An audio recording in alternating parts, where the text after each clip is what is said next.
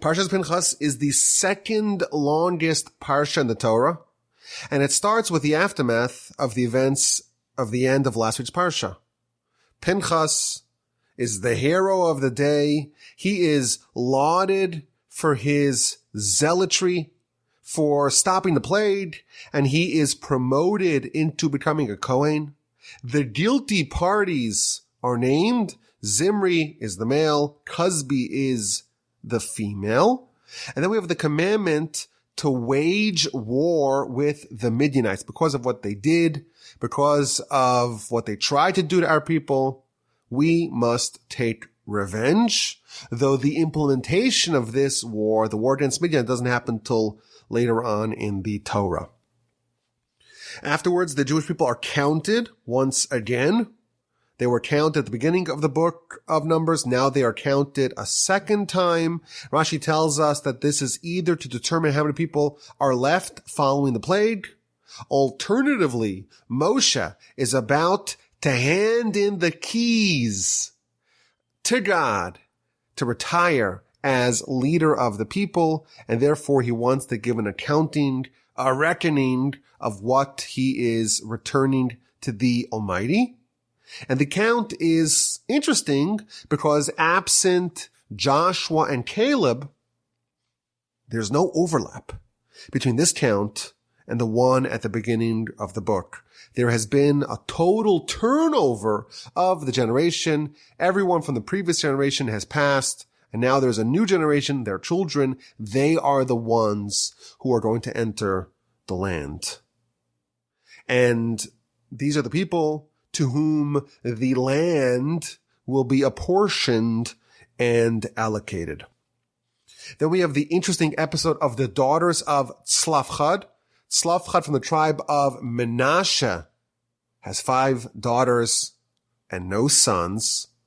And the daughters launch a claim that they should be the rightful heirs of their father's inheritance. Moshe consults with God and their claim is granted. Then Moshe asks God to appoint a successor for him, given that he is barred from leading the nation across the Jordan, and God tells him to crown Joshua, his disciple, as his successor. Place your hands upon him and coronate him as your heir. And the parsha ends with the delineation of the festivals and specifically highlighting the various sacrifices that are brought on each of the festivals. In this podcast, I want to focus on the eponymous character, hero of our parsha, Pinchas. Pinchas did something very valuable for the Jewish people. Thanks to the behavior of the Jews with the daughters of Moab, to the behavior of Zimri and Cosby, there was a plague that was unleashed. And the Ramban, in the beginning of our parsha, tells us that if not for Pinchas, everyone would have died. There was a plague that was targeting the entirety of the nation. And thanks to Pinchas' heroism, endangering himself to stamp out this rotten apple, the nation was spared. And thanks to that, Pinchas is promoted. And he is made into a Kohein. Even though he was a grandson of Aaron, the son of Elazar, the son of Aaron, and therefore you would think that he's part of this special Kohanic priestly family amongst the Jewish people. He should be a Kohen. But the rule was that only Aaron and his 4 sons were anointed as Kohanim, and all sons born to them subsequently would be incorporated into the special family, would be Kohanim. But because Pinchas was alive, was extant at the time of the coronation of his father and his uncles and his grandfather, Aaron, he was not included. He was an ordinary Levite, but now that changes. Pinchas is being promoted. He's going to be a Kohen. And not just any Kohen, he's going to be the high priest.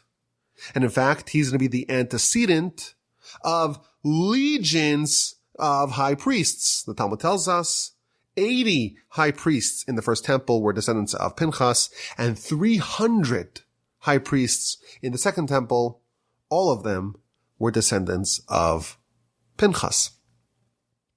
Now, Pinchas is also known by another name. Our sages tell us that Elijah the prophet is none other than Pinchas. And in fact, they exhibit similar tendencies. Like his alter ego Pinchas, Elijah was relentless in his efforts to save the Jewish people.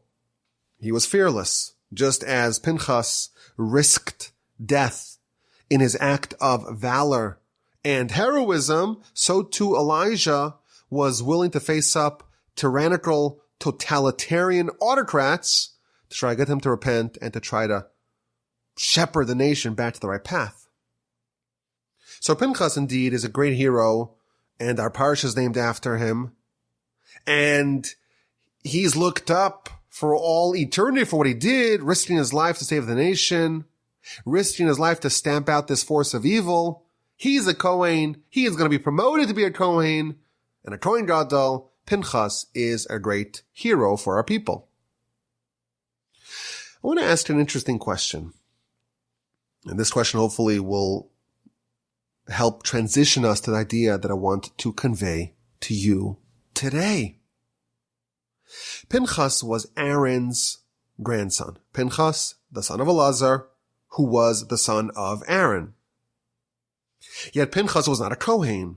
Again, Rashi tells us that when Aaron was anointed, it was him and his 4 sons, and because Pinchas was alive, he was not included until now, when he, many years later, 38 years later, is going to be elevated finally to be the level of Levite, where he's a Kohen, like his father, like his grandfather. So for nearly 40 years, all of Pinchas's relatives, they're part of this rarefied cohort of Levites, they're Kohanim, and Pinchas is just an ordinary Levite. And he's watching his brothers and his cousins and his uncles and his grandfather doing all the work in the tabernacle, the special family. These are the Kohanim. And he's not allowed. He is a Levite. Of course, Levites have important roles to play as leaders amongst the people. But he's not a Kohen. Now, ultimately, Pinchas was made into being a Kohen. And of course, God knew that ahead of time. So here's the question. Why not make Pinchas a Kohen to begin with? When the anointing of the Kohanim happened, there was this rule, but it seems like it's kind of an arbitrary rule. Only Aaron and his sons were anointed, but the grandsons who were alive were not anointed. Only grandsons born subsequently are to be included. And therefore Pinchas, who was already born when this anointment of the high priest Aaron and his sons happened, even though in the future he became a Kohen, at that juncture he was just destined to remain a Levite. And the question is why? The rule that just Aaron and his sons are made into Kohanim could have just as easily been Aaron and his living descendants, sons and grandsons alike. Why did Pinchas have to go through 38 years of watching his father and his uncle and his cousins all serve as Kohanim, and only later on, after 38 years of being a Levite, only later on to be added into that group due to his heroism? Why was Pinchas forced to be on the sidelines for 38 years as a non-Kohen ordinary Levite, only to be later admitted into this fraternity? Make him into a Kohen right away, and you'd have his services for 38 years. Why deny him priesthood initially?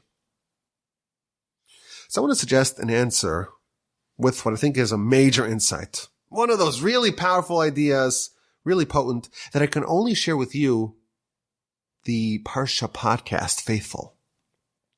I like to call this idea strategic demotion. Pinchas, of course, could have been anointed as a Kohen at the very beginning. He was qualified, grandson of Aaron. He was destined in the future to become one anyhow. But God deliberately withheld it from him to put a chip on his shoulder, to give him a grievance, to give him something to prove, because that demotion, that strategic demotion, would bring the most and the best out of Pinchas. For some people, when they are not given praise, when promotions are withheld from them, when they're overlooked, when they're underappreciated, that could be very valuable to a person, because it could spur the person to try to prove themselves to the world, and thus, ironically, being overlooked could end up being the best thing for a person because it helps them maximize their greatness. There's a big idea over here. We are not in this world for very long. I know they're working on all these longevity projects, but regardless, we're here for a fixed amount of time. And whether it's 70 years or 150 years, it's still relatively a small little sliver in time. And of course, we know that our permanent self is not in this world. Our permanent life is when we depart from this world. But we're here for a fixed amount of time. We don't know when that's going to end, and we have a mission. We're here to work, to achieve, to build, to develop, to make the most of our opportunities while we're here. While we're here, while we have the body and the soul and the Yetzer Hara and the complete mess that makes up man, all these paradoxes, all these contradictions, and we're being pulled in every direction. This is the time to build. This is the time to work. And all of us have immense potential. But to actualize it is maddeningly difficult. But that's our life's mission. And we can't just settle. And like a good CPA that's going to squeeze out every dime of tax savings, and you say, who cares? You already made so much. Give a little bit more to Uncle Sam. What's the big deal? But no, a good accountant turns over every stone to find every legal loophole for you to maximize what you're going to take away this year. That's how we have to be with our soul and with our potential in this world. We don't want to leave anything, not a dime, not a spiritual dime, on the table. We want to get everything out of life over here. That's what we're here to do. And I think in the story of Pinchas, we see an exotic method for how to motivate someone to achieve really big things. By denying them what they, at least on the surface, they appear to deserve, we're planting an urge within them to prove the whole world wrong. And they become motivated to show the world, look what I can become. And that motivation, that fire in their belly, positions them to actualize their potential. And the theory goes that had Pinchas been anointed together with his uncles and cousins and grandfather as a Kohen from the beginning, he would not have that chip on his shoulder. He would not have had that fire within him to channel towards this zealotry, and he would not have achieved his greatness. The way to motivate Pinchas, the way to ensure, or to at least best position him to achieve his destiny, to become this generational high priest, to become Elijah? It's by initially denying him what perhaps he thought he was deserving of. And those 38 years of not being a Kohen, of being demoted, planted this fire within him that was allowed expression when the time came and he was ready. And thus, this strategic demotion, or at least this lack of promotion, was the best thing for him because it kept him hungry and it put him in position to truly unlock his full potential. Now, I think this could be a little bit dangerous. It's a very sophisticated tool, and I don't think it is for everyone. If it is to be used, it must be used very carefully and very selectively. I think for the wrong person, for the wrong circumstances, it could backfire. If someone is unfairly overlooked, perhaps it could plunge them into depression, into a quagmire that they just are not able to climb out of. And potentially misusing this tool could result in a person not only not improving themselves and not improving their chances to achieve their full potential, but it could actually have a negative effect on them. They could lapse into depression, into melancholy. But there is a certain character profile akin to Pinchas. There is a situation, there is a circumstance in which strategic demotion makes them so hungry to prove themselves that it unearths greatness that never would have surfaced otherwise.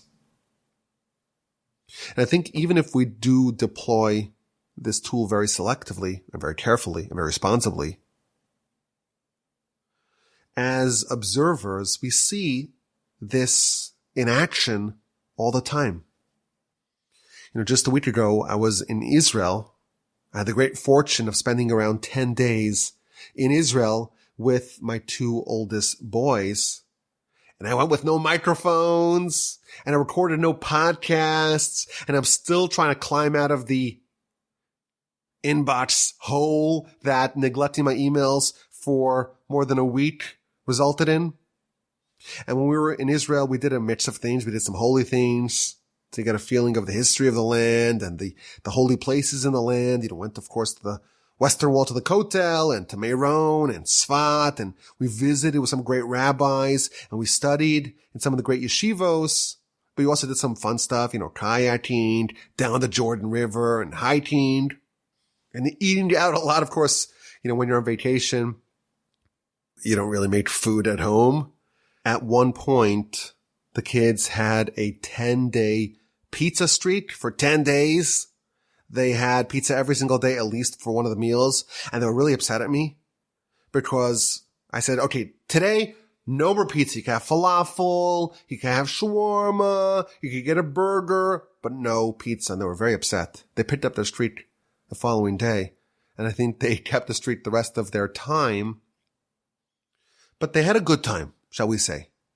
But I feel like for me, I spent many years in Israel. But coming back and visiting it and contrasting it with what life is like over here, I feel like I really got a pulse of the land. And it's undeniable that there's just an intensity, there's an energy that exists over there. It's just not matched in this country. And my theory goes that in Israel, because they are perpetually living with this tension, with this existential tension, and they're always on a knife's edge, and there's always a crisis. Everything is moving with such dynamism and such intensity. I was thinking, we rented a car there. And in Canada, now we're in Canada. When I drive in Canada, I'm just the king of the road. I'm an American coming here, and all these polite Canadians, they're just no match. They're no match to me. But in Israel, I'm like a little sheep. It's a full contact sport. You got to fight for your rights. If you're not going to fight for it, nothing will be given to you. And there's always people walking down the streets with a head of steam, with a purpose. Israel has a certain dynamism that's just not matched by what we have over here. And there's this old saying, hard times create strong men. And strong men create good times. And good times create weak men. And weak men create hard times. Now, I don't know if it's so neat, but there is some truth to this. When you are living a very difficult life, nothing's just given to you for free, it does motivate you to develop yourself and to unlock more of what is within your potential. You see these immigrants, and they're hungry. They don't have the benefits of incumbency. It's not easy for them, but they work really hard. And you get that feeling in Israel that all the hard times created a hunger and an ambition that just permeates the whole country.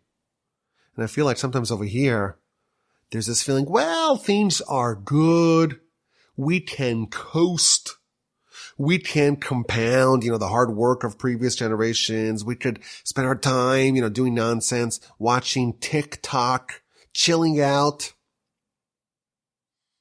But there is something that like a wartime environment unlocks. There's human potential that is brought about through denial. There are enormous advances that are just not possible during peacetime. There are circumstances that are better designed to help humanity maximize output.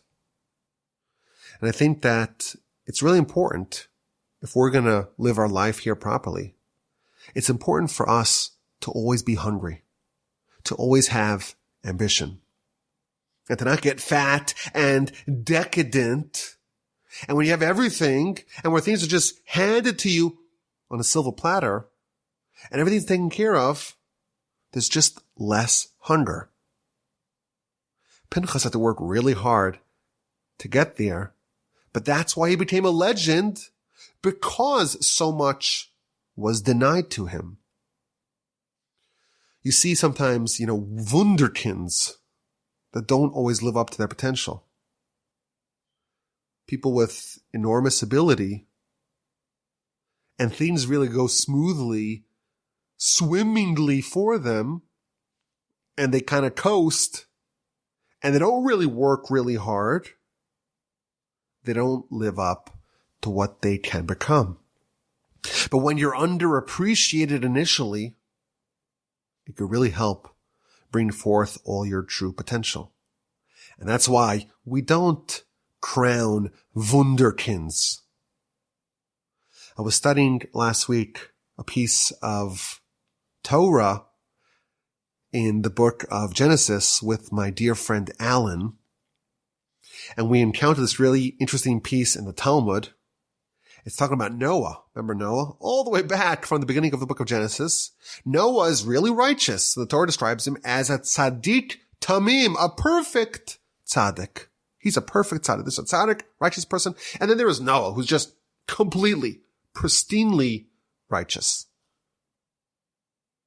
And when God summons Noah to the ark, he tells him, come to the ark, because I view you as a tzaddik. I view you as being righteous before me in this generation. So Thomas says, wait a minute.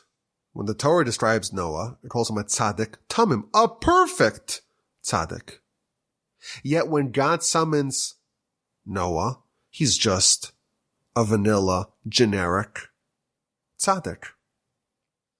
Why, when he's described by the Torah, is he a tzaddik tamim, a completely perfect, righteous person? Yet when God speaks to him, he calls him only a tzaddik, not a tzaddik tamim, just a righteous person, but not a perfectly righteous person. Says the Talmud, this tells us that when you give praise to a person, when they're not around and you're talking about them, then you give them the full praise. When Noah's not around and the Torah is describing Noah, he's perfectly righteous. But when you speak to them, When they're around, when they're there to hear your praise about them, you give them only partial praise. Really interesting policy that the Talmud tells us in the book of Eruvin, page 18b. When you're in front of someone, you only say partial praise. You give them complete praise when they're not around. Now, as an aside, I did see that the Ben Yehoyada says that this policy enables us to pray. Because we're always in the presence of God, and we can never say God's full praise. And therefore, the only way that we can open up our mouths and try to praise God in prayer, it's only because when you're in the presence of someone, you're allowed, in fact, you're encouraged to only give partial praise. But putting that aside, what is the reason why you should not praise someone completely? You shouldn't effusively praise them to the full extent of their praise in front of them. So there are various reasons offered: humility, modesty. You don't want to appear like you're flattering them. But maybe it's this point. We don't want a person to know too much or to ruminate too much about their current accomplishments, because that contains the risk of falling into a pattern of complacency, of being satiated. We want it to stay hungry. We want it to feel a bit underappreciated. And thereby, perhaps he will be spurred to prove us wrong, and maybe he will actualize more of his full potential. Had Pinchas gotten it for free, he wouldn't have had this chip on his shoulder. He wouldn't have that hunger. He wouldn't have something to prove. And he wouldn't have worked onto becoming this completely zealous lover of God. But because he was doubted, because he was not promoted, because he was overlooked, Pinchas made himself into the greatest heir of Aaron and the ultimate Kohen. And had he not had that fire in his pants, he would have cruised to being really righteous, but he would not have become Elijah. He would not have become an all-timer. The Talmud tells us in the book of Nedarim, page 81a, be very careful from the sons of the paupers. Havizar bibneim shalaniim. Be careful about the sons of the paupers. Shemihan teitze Torah. For Torah will emerge from them. Those that are underappreciated, unheralded, unsung, overlooked. No one really pays too much attention to them. Those are the ones that are motivated to give their absolute all and to develop into giants of Torah. Now, what do we do with this idea? How do we use it? I would be very wary of advising anyone to use this in a pedagogical setting. This is a very complex device, and only with extreme caution can it be used. It's not for everyone. Like I said earlier, for some, it can have a negative impact. Some people need so much encouragement, they need to be given even more encouragement than what they have truly earned. Other people, like Pinchas, some strategic disappointment can help them. I have a theory that we know that the Talmud tells us that the Almighty, He's the one who's the real matchmaker. He makes matches between husband and wife. My theory is that part of the Almighty's calculations when He apportions spouses to people is this point. The kind of spouse that you have, the kind of spouse that the Almighty assigns for you, is the kind of person that will best help you achieve your potential. And therefore, for some, you'll have a spouse that's very encouraging, always supportive, making sure that you don't get depressed. For others, you'll have a spouse that's just not that impressed by what you've done. Just not that impressed. You could do better. And you know what? You could. And the fact that you're not getting that encouragement and you're getting that disappointment and you feel like you've been overlooked, that's fuel. That's fuel for that fire in your belly. Stay hungry, my friends. Stay hungry, my friends, and go disprove them. There's something tremendously powerful about disappointment. And again, I would not encourage someone to use this device unless they know exactly what they're doing. But sometimes setting up little roadblocks, forcing someone to muster up all they have to prove themselves. When someone is overlooked, they become hungry and they have that chip on their shoulder and they have a grievance against the world, against society, against the lot that they've received in life.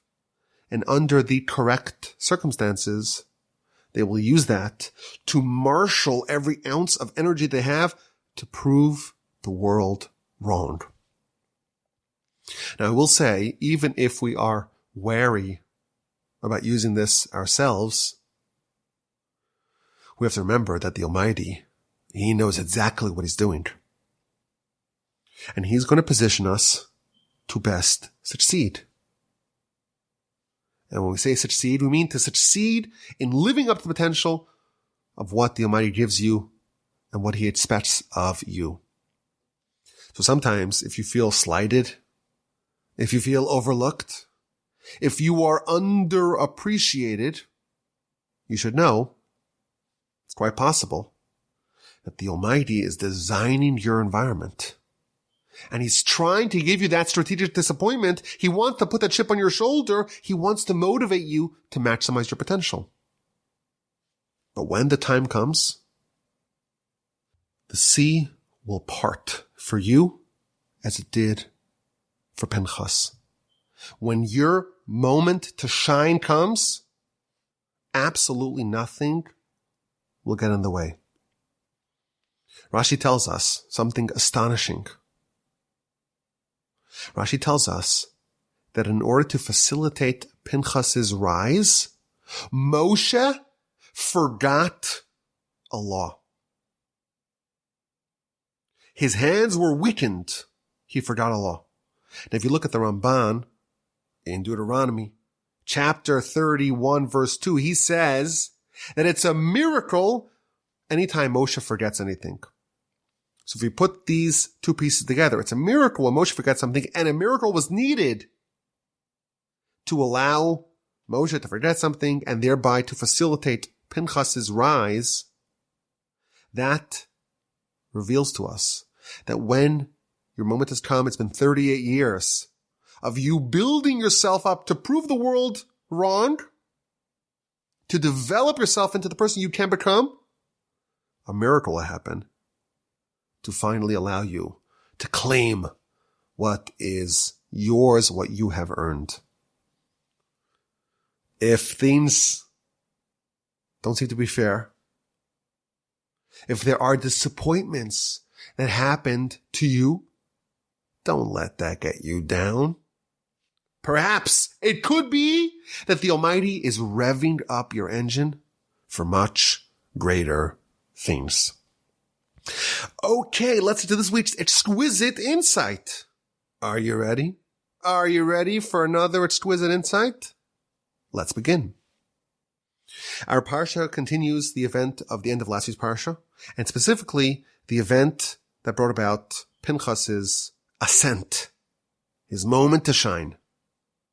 There were two people ahead of the tribe of Shimon, and he was in a very public fashion, behaving improperly, doing something absolutely abominable.